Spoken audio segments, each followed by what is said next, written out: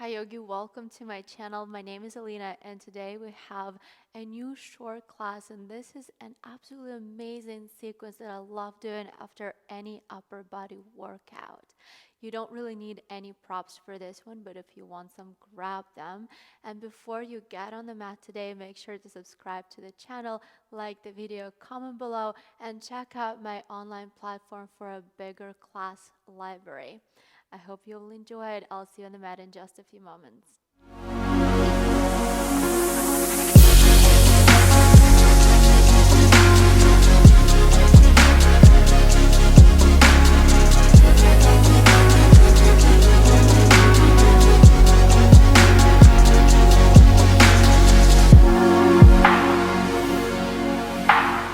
We're going to start this practice in child's pose. And I like to have my knees apart for this one. If you want your knees together, you're welcome to do that as well. But we're gonna lower all the way down and reach the arms straight in front of you. You're gonna relax your body for this very first posture of the practice. If by any chance you decided to use your blocks today, then you can bring the blocks underneath your forearms just to elevate the arms a little bit and create a bit bigger extension through the shoulders, if that's what you're looking for. Otherwise, the floor should be fine. At least for me, definitely feels pretty good today.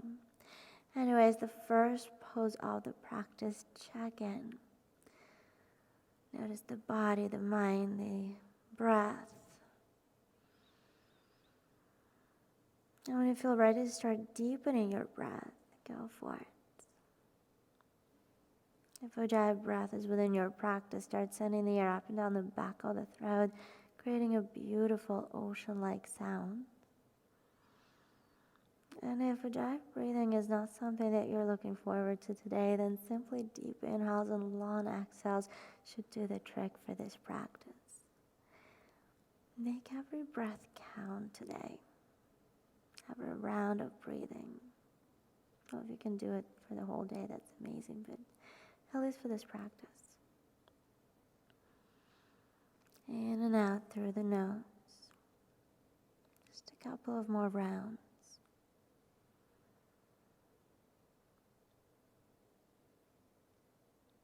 Now with your next inhale, you're going to walk the hands over to the right. Start getting into the left side body. You can choose the intensity for yourself. You can go super far out, and that's okay. You can go just a couple of inches. It's great as well. And if you want to activate it even more, you can either reach to the right further, or you can start pushing through the right hand and almost dragging the left hand back. Sounds weird, but try it. You will understand the idea. You will feel the left side activating a little bit more. You're going to be creating the stretch for yourself. If that's something that works for you today, take the tip. And we're going to go to the other side. Inhale, walk the hands back to center. We're going over to the left, getting into the right side body. Same exact thing. You have options. You can either walk super far to the left, or you can walk just a couple of inches. And then if you want to activate it a bit more, you're going to start pushing through the left and almost dragging the right hand back. The hands are actually not moving. That's just the energy. That's just the intention. That's going to do the trick. Just a couple of more moments.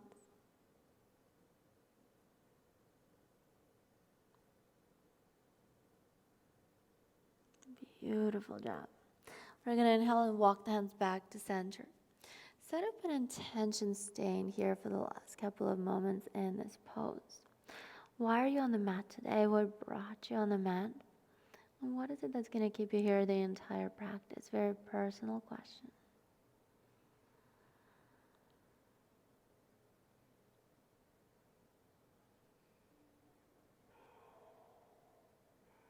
And from the child's pose, you're going to start walking the hands further forward. Lengthen so much that the elbows lift off the ground, but at the same time, keep drawing the shoulder blades down the back, making sure the shoulders are not shrugging to your ears. And then eventually you're going to inhale and lift yourself up, coming into that beautiful tabletop. Adjust the knees under the hips. The hands are coming underneath your shoulders. Take a moment here. Now with me, inhale, drop the belly, arch the back. Exhale, push away from the ground and puff up your spine. Let's do it again. Inhale, open up. And exhale, round and curl. Last one, inhale. Exhale, you're gonna push away from the ground. Separate the shoulder blades. Hold it for a second longer than before. The next inhale brings you back to your neutral spine. You're gonna keep the hips on top of your knees and walk the hands forward, coming into your puppy pose. The forehead goes down to the mat, and if that's enough, and this is where you feel it in the shoulders, in the upper back, in the chest, this is where you're gonna stay. If you need a bit more, you can drop the chin down to the floor. You can even drop the chest down, but don't push it too far. Remember, this is the very beginning of the practice. Your body has just done so much, especially if you're using this as a post-workout. So be very loving and kind to yourself.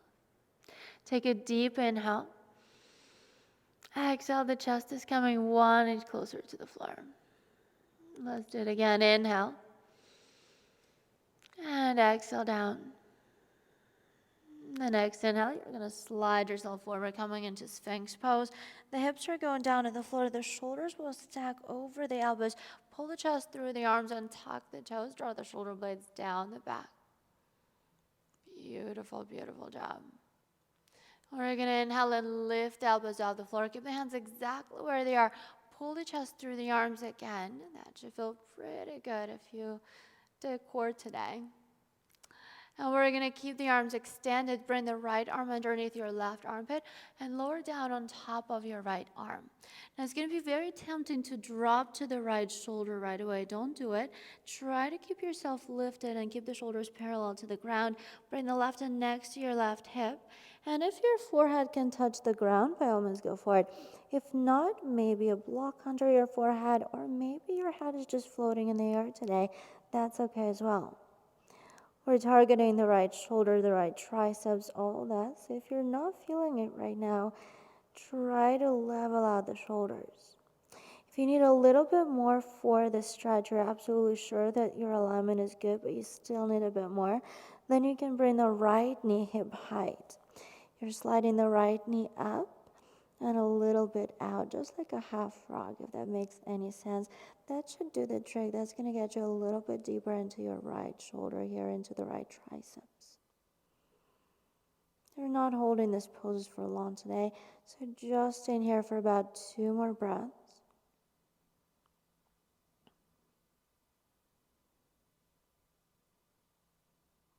Beautiful job. And if you lifted the right knee up, you're going to slide it back down.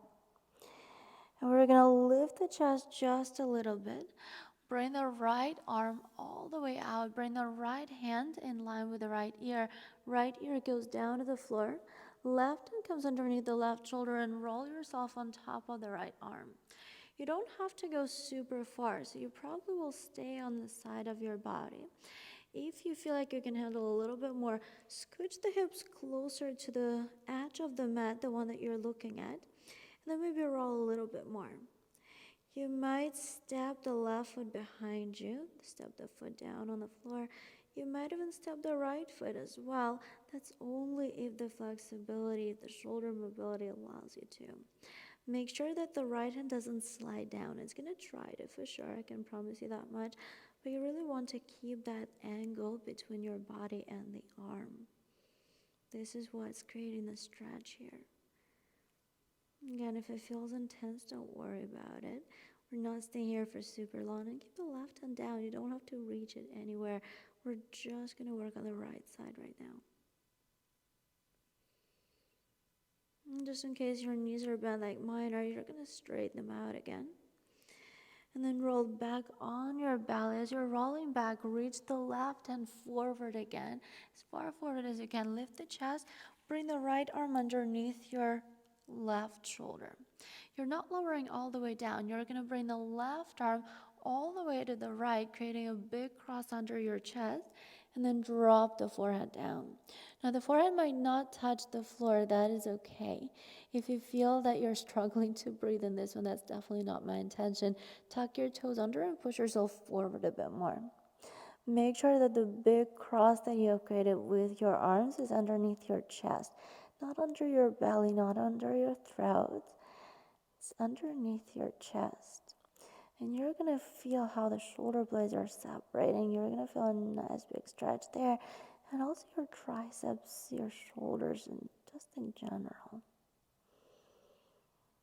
Keep the breath going. Just like everything in the yoga practice, we're looking for balance.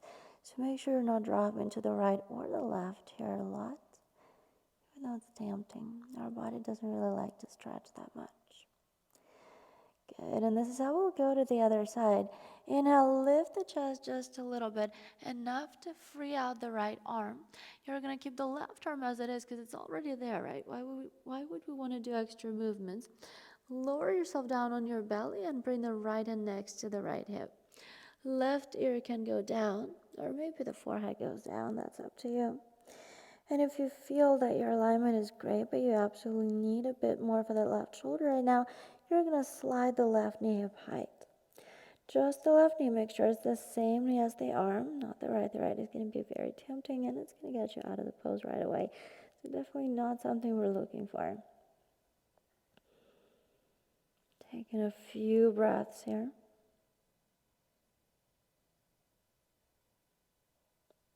If at any point you start feeling any tingling sensation in the left arm, totally fine. We're going to let it out in just a couple of moments and let the blood flow again.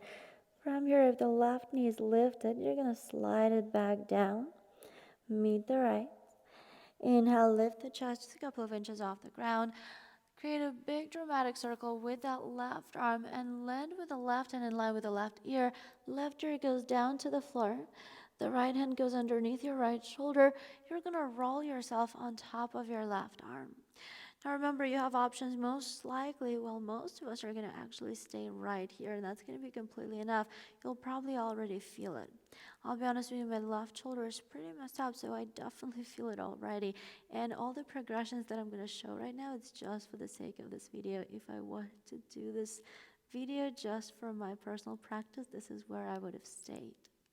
But if you need a little bit more, you're going to scoot your hips a tiny bit closer to the edge that you're looking for. And then maybe you bend the right knee behind the left and step the foot down on the floor. Or maybe you bend the second leg as well, getting even further. You're going to stay here for a couple of breaths. Make sure the left hand doesn't slide down. The reason we push the hips forward is for that angle between the body and the arm to stay at about 90 degrees.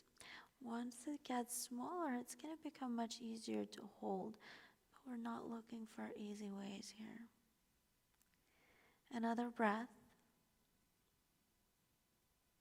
Good. And then if your knees are bent like mine are, straighten them all the way towards the back of the mat.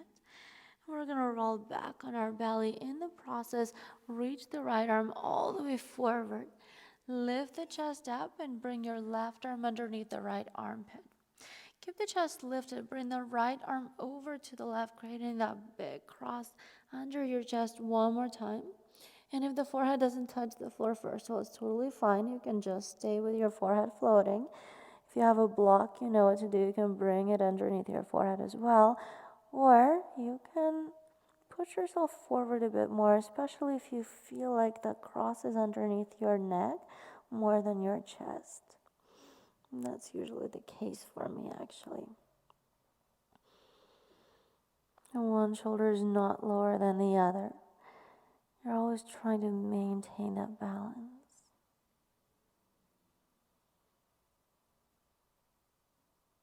And we're going to stay here for about 2 more breaths. Nothing crazy. Just being, just feeling.